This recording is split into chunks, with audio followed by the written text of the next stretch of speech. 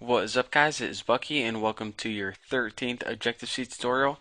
And in this tutorial we're going to be learning a few more tricks with the for loop, and also I'm going to be teaching you guys an awesome function that's built into Objective-C. It's probably the best function yet. It's a function that, we've been making programs where we just type a bunch of stuff in the command line and it runs. It's like a big old calculator.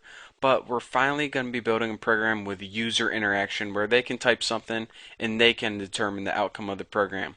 So, I know, you're like, come on, just get started already. Well, okay, talk me into it. So let's go ahead and we need two variables. We need int I, and this is going to be the counting variable for the loop.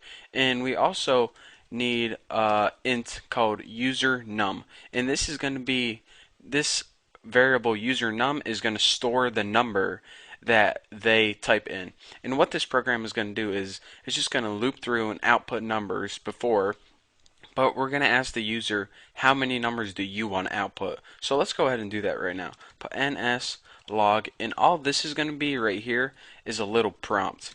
So let's go ahead and give them a prompt so they actually know what's going on. Say enter a number and I will print it out.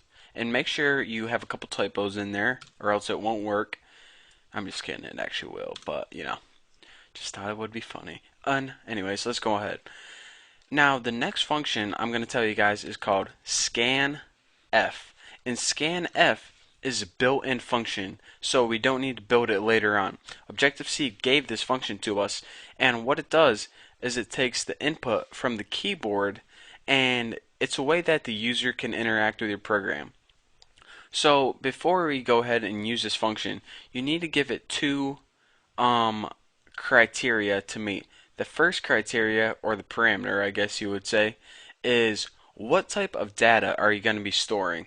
So remember, don't put an @ sign for this. An @ is for Objective-C object. When you don't put an @ sign, it's a C string, or it's just C. You guys don't really need to know this. It's from another language earlier on that they took this function from. But anyways, go ahead and put %I. So what we're telling first is, alright, this user is going to enter a number now, and it's going to be an integer number. So we got that taken care of.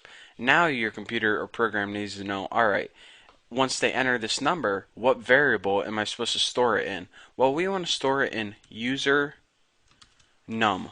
And one other thing you have to do is you have to put in ampersand or and sign before it. Now, I know you guys don't know what this means yet, but it's actually, it has to deal with pointers and memory and stuff. And I'm not going to be talking about it to you guys in this tutorial, but remember, when you're using scanf, drop the @ sign and add the and sign, the ampersand, before the variable name. And I'll teach you guys about pointers and memory and all that stuff later, but for now, we're just learning about the function. So after they enter a number, it's going to store that number in variable user num. So now we can call our for loop just like we did before. So let's go ahead and put for, and we started out I equals 1. That's why we needed that I before. You guys should know how to make a for loop by now. And now instead of I is less than 100 or something, just put I is less than or equal to user num. So it's going to go through the loop however many times they wanted it to. And last but not least, you guys are probably thinking, alright, I equals I plus 1. And this is perfectly fine. But let me tell you guys a little trick. Since I equals I plus 1 is so common in programming, or x equals x plus 1, or bacon plus 1 equals bacon plus 1, Objective-C gave you guys something called an increment operator, and what it does is it's just shorthand to do I equals I plus 1 or anything plus 1. What it does is if you do plus plus I or I plus plus, they give you two different options because people prefer one over the other. What it does is it adds 1 to I, and you can only do this with numerical, like you couldn't do it if your variable was a letter or something. It's only with numerical variables such as, whatever number they enter. You can put I plus plus and automatically adds 1 to the variable. So it's a nice little shorthand of putting I equals I plus 1 It just makes it a whole lot quicker. So even though you guys aren't probably used to seeing it like this, you will get used to this. And by the way, this is the common way to do it. This is what everyone does in programming world, so that's why I'm doing it.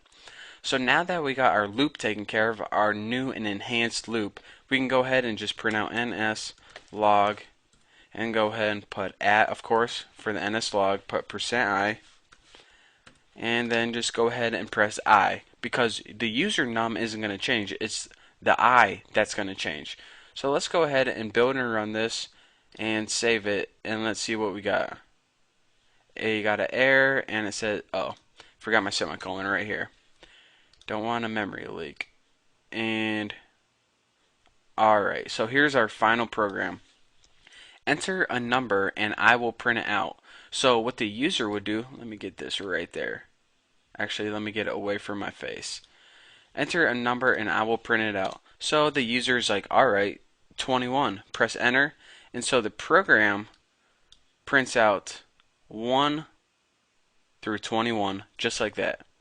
So they can enter any number, and let's build and run this again. Enter a number and I will print it out. Running 34. It goes ahead and runs 1 through 34.